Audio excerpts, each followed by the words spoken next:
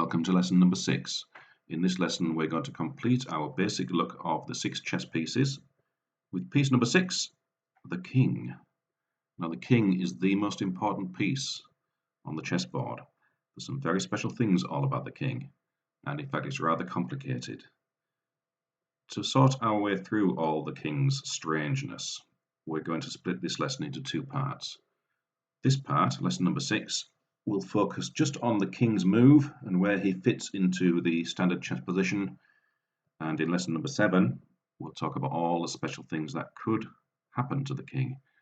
Those things will be check, checkmate and stalemate.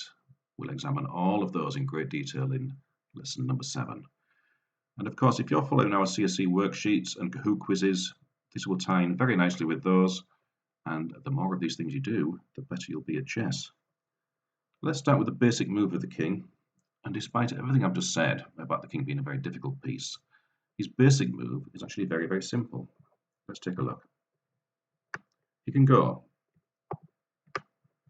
1 square forwards, 1 square backwards, 1 square sideways, and 1 square on the diagonals.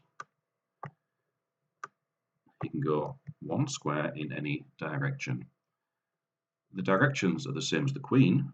She could go in any direction also, but she could go as far as she wanted to.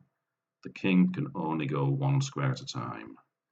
Not very powerful, not very fast, but the most important piece on the board, which sounds a little bit strange. You'd imagine in most games, the most powerful piece would be the most important. And this is one of the very special things about chess. The queen is the most powerful, the king is the most important. In fact, he's so important that he can never leave the board. He can never be captured. We'll examine that in greater detail in lesson number 7. But for now, it's enough to know that the kings must stay on the board, and here we have 2 kings together.